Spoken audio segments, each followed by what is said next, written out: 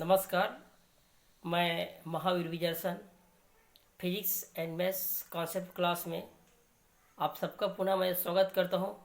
और आज मैं कक्षा 11वीं और 12वीं के लिए एक महत्वपूर्ण टॉपिक, ये आपका फिजिक्स में भी आप पढ़ोगे 11वीं में, और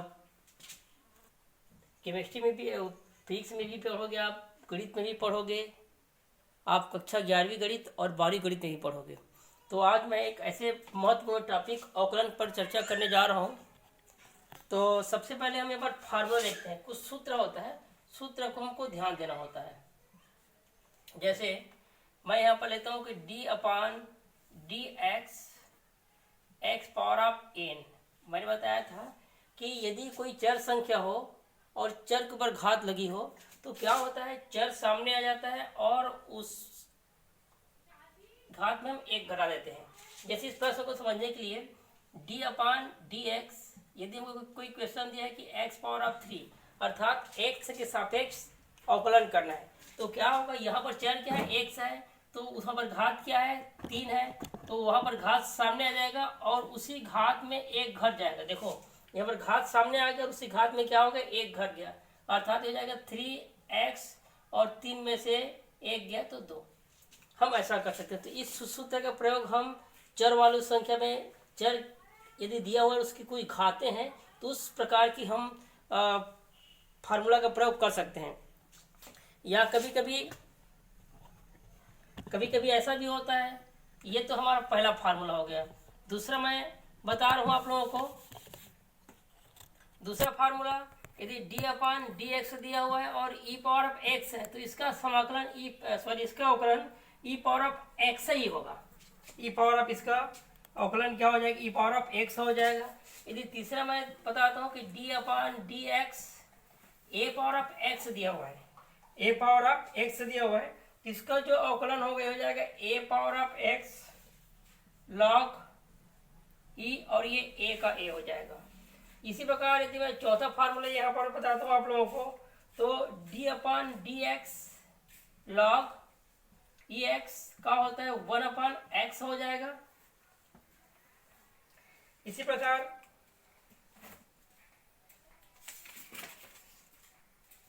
हम d upon d x log a x equal to ये हो जाएगा आपका लॉग ए ई अपान एक्स हो जाएगा।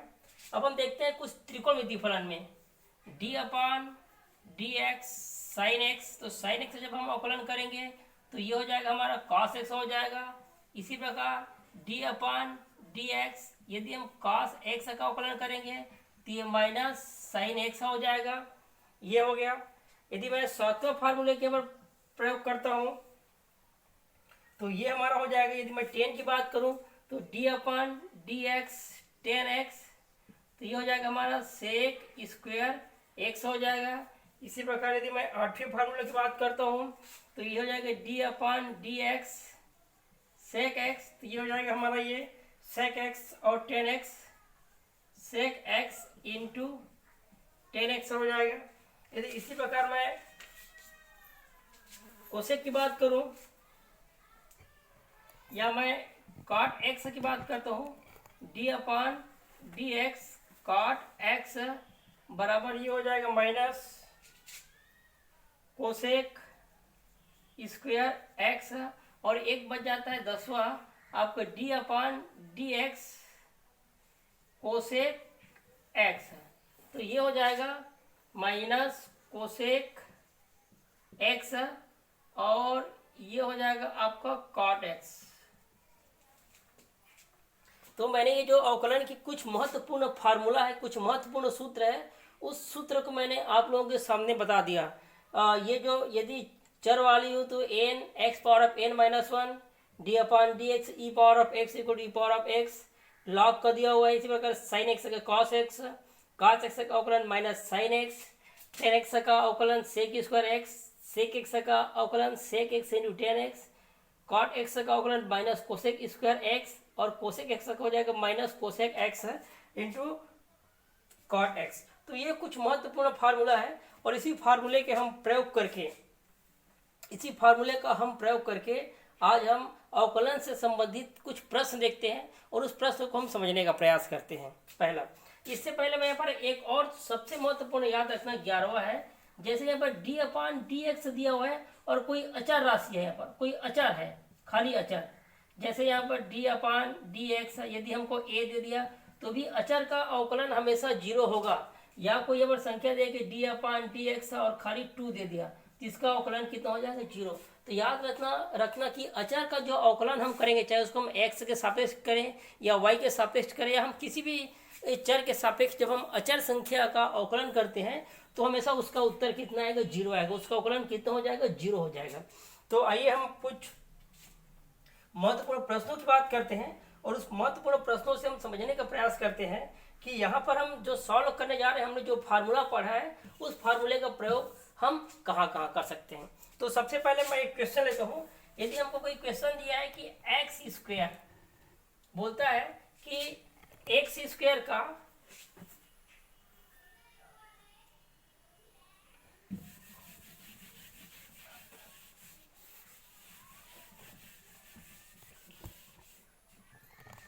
कोई क्वेश्चन दिया कि x² का x के सापेक्ष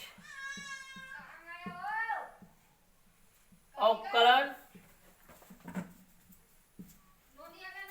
करो। तो सबसे पहले क्या करना, जो हमको यहाँ पर दिया होगा उसको हम कुछ मान लेते हैं। तो माना हमें लिख लेंगे, माना y बराबर x का वर्ग, y बराबर x का वर्ग। अब हमको क्या करना है? x के सापेक्ष अवकलन करना है। तो हम जानते हैं कि dy/dx करेंगे, जिसके सापेक्ष हम अवकलन करेंगे वो नीचे में रहेगा। यहाँ पर हो जाएगा d का d और अपान dx का dx। ये पर y का मान हमने क्या माना है? x का वर्ग माना है। क्या माना है? x का वर्ग। और अभी मैंने कुछ देर पहले एक फार्मूला बताया था कि यदि कोई चर हो और चर के ऊपर जब घात वाली की बात आती है, यहाँ पर क्या है? d/dx x की घात n है। यहाँ पर क्या है? x की घात यहाँ पर 2 है। तो यहाँ पर क्या होता है? घात सामने आ जाता है और घात में घट जाता है। अर्थात क्या हो जाएगी? यहाँ पर ये इसकी घात 2 सामने आ जाएगी और उस घात में क्या हो जाएगी? 1 घट जाएगी। यानी ये क्या हो जाएगा? यहाँ पर 2x और 2 में से 1 गया तो 1, ये हो जाएगा 2x। ये ऐसा है।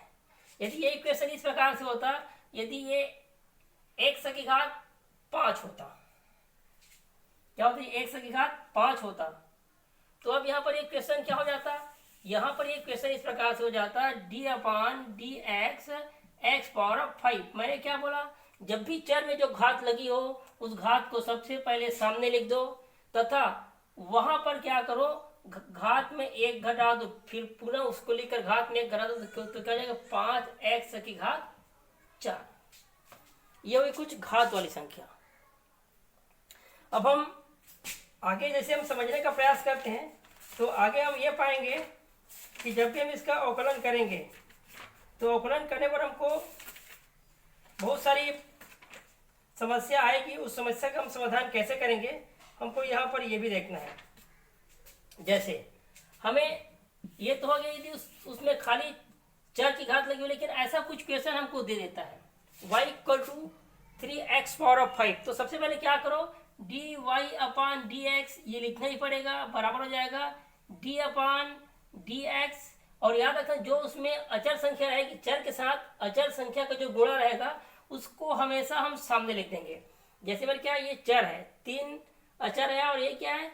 x चर है। तो यदि कोई चर संख्या के साथ अचर का गुणा हुआ तो क्या करो? अचर को सबसे पहले सामने निकाल दो। अब इस तरफ क्या बच गया? x की घात 5 बच गया, हो जाएगा 3 का हो जाएगा 3। अब मैंने क्या बोला? ये जो घात वाली जब हम अवकलन करेंगे तो घात क्या होता है? सामने आ जाता है तथा घात में 1 घट जाएगा। घात में क्या हो जाएगा? घट जाएगा। ये हो जाएगा 3×5 = 15, 1 की घात 5 में से 1 गया तो 4। आगे समझ में? यदि कोई चर के साथ अचर का गुणा हुआ है और जब उसको अवकलन करने की बात आती है उस स्थिति में क्या करो? अचर संख्या को सबसे सामने में लिख दो, फिर जिसको हमको फिर जो घात वाली बचता है उसको यहाँ पर लिख दो। तो इस प्रकार से हम प्रश्न को आसानी पूर्वक हल कर सकते हैं और हमको कोई दिक्कत भी नहीं होगी।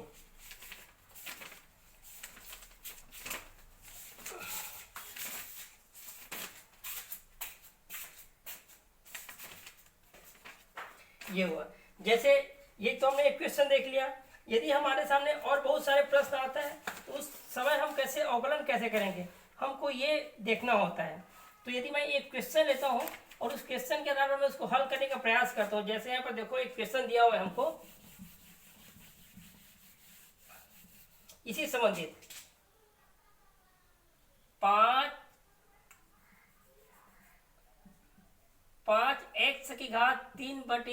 का x के सापेक्ष अवकलन करो, अवकलन कीजिए। तो क्या हो जाएगा, मैंने बोला कि सबसे पहले कुछ मान लो। तो माना y बराबर 5x⁵ हो गया। हम करें इसका अवकलन x के सापेक्ष तो लिखेंगे dy/dx। क्या हो जाएगा d/dx और 5x⁴(3/2)। मैंने क्या बोला, यदि कोई चर संख्या के साथ अचर का गुणा हुआ हो तो अचर को हम क्या करेंगे, बाहर कर देंगे। बाहर हमने कर दिया, क्या बच गया 5। अब देखो यहाँ पर क्या बच जाएगा। अब मैंने क्या बोला, यदि कोई भी घाते वाला है, चर के ऊपर कोई घात लगा होता है और जब हम उसका अवकलन करते हैं, जब हम उसका क्या करते हैं, अवकलन करते हैं, तो अवकलन करते समय हम क्या देखते हैं, सबसे पहले घात को हम सामने लिख देते हैं तथा उस घात में हम क्या करते हैं, एक को घटा देते हैं। एक को हम क्या करेंगे, घटा देंगे। मैं इसको लिखता हूँ 3/2 1/1 कर सकते हैं। तो इसका एलसीएम आ जाएगा, लघुत्तम 2 आ जाएगा। 3 एक कम 3 माइनस का माइनस 2 एक कम 2, क्या हो जाएंगे 3 में से 1 गया तो 2, 2/2 2/2 क्या हो जाएंगे 2 हो जाएगा। अब हम क्या करेंगे,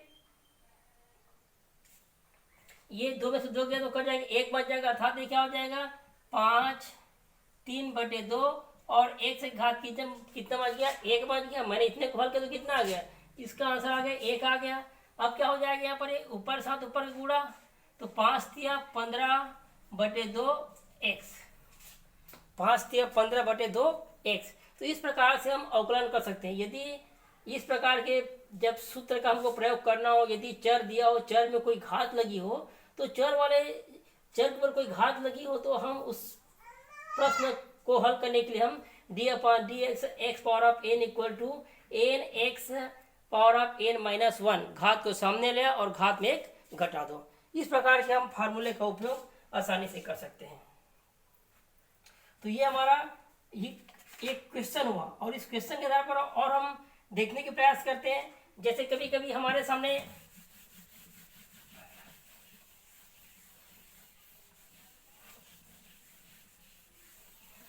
कभी कुछ क्वेश्चन दे दिया हमको, माना यहाँ पर एक क्वेश्चन की हम बात कर लेते हैं।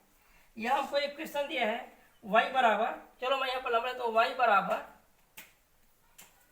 e⁴x दिया हो, तो हमको इसका x के सापेक्ष अवकलन करें तो क्या हो जाएगा, y बराबर dy/dx हो जाएगा इक्वल टू d/dx और e⁴x। और मैंने बताया था यहाँ पर कुछ फार्मूला कि d/dx और e⁴ जब हम x से करेंगे तो उसका जो आंसर होगा क्या हो जाएगा e⁴x ही आ जाएगा। तो इसका आंसर कितना जाएगा e⁴x ही आ जाएगा। तो इस प्रकार के प्रश्नों को हमको यहाँ पर आसानी से समझने और ध्यान भी देना है। ठीक है, अब मैं कुछ ऐसे महत्वपूर्ण फार्मूले पर चर्चा करता हूँ। मान लो यदि दो फलन हो, मान लो यदि क्या हो दो फलन, जैसे कि हमको दिया है कि y बराबर समझना u प्लस v, हमको यहाँ पर दिया कि y equal to u plus v, यहाँ पर दो हो गए, u और प्लस v अलग अलग है। ठीक है, तो इस प्रकार हमको अवकलन करने के लिए हमको क्या करना पड़ेगा, तो लिखना पड़ेगा dy/dx बराबर हम क्या करेंगे u प्लस v तो लिखेंगे, हो जाएगा d/dx क्योंकि हम y x के सापेक्ष अवकलन कर रहे हैं। ये क्या हो जाएगा, एक बार इसके साथ गुणा कर तो d/dx u हो जाएगा, फिर प्लस का प्लस d/dx और v। देखो एक बार इसके साथ गुणा कर दो तो d/dx u हो जाएगा, प्लस का प्लस, एक बार इसका गुणा इसके साथ कर दो तो इतना आ जाएगा। यदि ये माइनस होता यदि ये क्या होता है y इक्वल टू होता है कि u माइनस v, तो ये भी हो जाता है dy अपान dx, फिर होता है d अपान dx, u माइनस v भी होता है ये, फिर क्या हो जाता है ये एक बार गुणा कर दो तो dx d अपान dx u, फिर माइनस फिर dx से गुणा v के साथ करो, हो जाएगा d अपान dx और v का v। हम इस प्रकार से ऐसा हम इसको हल कर सकते हैं आसानी से, हमको कोई परेशानी नहीं होगी। जैसे इस प्रकार के प्रश्नों को हल करने के लिए मैं एक क्वेश्चन देख ले रहा हूं। माना हमको y बराबर दिया है, y बराबर x की घात 3 धन 2x का वर्ग धन 2x धन 1। अब हम इसको समझने की प्रयास करते हैं। इसका हम अवकलन करते हैं dy अपान dx बराबर, देखो d अपान dx और सबको हम इस बार लिखेंगे ना, x की घात 3 धन 2x का वर्ग धन 2x और धन 1, सबको हम एक साथ लिख लेंगे। फिर मैंने क्या बताया था, dx के अंदर में गुणा कर देंगे, हो जाएगा d अपान dx x की घात 3 प्लस का प्लस क्या हो जाएगा d अपान dx का, फिर गुणा कर देंगे अंदर के साथ 2x का वर्ग, फिर प्लस का प्लस, फिर dx का हम 2x के साथ गुणा करेंगे d अपान dx 2x प्लस, फिर हम 1 के साथ गुणा करेंगे तो हो जाएगा d अपान dx और 1 का 1। इतना हो गया। अब हम इसको आगे हम समझने के प्रयास करेंगे। क्या हो जाएगा, ये हो जाएगा d अपान dx x की घात 3। मैंने बताया था कि यदि कोई चर के साथ अचर का गुणा हो तो अचर को बाहर निकाल दो, d अपान dx 2x स्क्वायर प्लस का प्लस, फिर वही चर के साथ अचर गुणा तो अचर को बाहर निकाल दो, d अपान dx x और प्लस ये हो जाएगा हमारा d अपान dx और 1 का 1, क्योंकि यहाँ पर कोई x नहीं है। अब देखो हमने क्या पढ़ा था, घात वाले में घात सामने जाता है और घात में 1 घट जाता है, पढ़ा था। प्लस का प्लस 2 का हो गया 2, फिर वही घात वाली क्वेश्चन आ गया तो घात सामने आ जाएगा और घात में 1 घट जाएगा, प्लस का प्लस 2 का हो गया 2। अब यहाँ पर याद रखना, जैसे यहाँ पर x की घात कुछ नहीं तो 1 है, x की घात क्या है 1 है, तो इसका अवकलन करो तो क्या हो जाएगा, घात सामने आ जाएगा और घात में 1 घट जाएगा, घात सामने घात में 1 घट जाएगा तो क्या हो जाएगा 1 1 हो गया और x और ये क्या हो जाएगा 1 में से क्या तो 0। तो हमने पढ़ा है कि कोई भी संख्या को शून्य की घात लगे तो उसका मान कितना होता है 1 होता है, तो 1 गुणित 1 माने कितना हो जाएगा 1 1 कम 1, माने बार 2 का 2 हो जाएगा प्लस। मैंने बताया कि जो अचर संख्या है और जब भी हम अचर संख्या का अवकलन करते हैं तो अचर संख्या का अवकलन कितना होता है 0 होता है, यानी कितना हो जाएगा 3x की घात 2 प्लस 2, ये क्या हो जाएगा 2 2 ने 4 x हो जाएगा, 2 में से गया तो 1 प्लस 2 का 2। तो ये हमारा ये आंसर है। इस प्रकार से हम नेक्स्ट जब पढ़ेंगे अवकलन के और कुछ महत्वपूर्ण फार्मूला है उसका हम अध्ययन करेंगे। नेक्स्ट टाइम देखते हैं और कुछ फार्मूले के साथ और कुछ नए क्वेश्चन के साथ आपके साथ पुनः उपस्थित होंगे। तब तक के लिए क्लास बंद।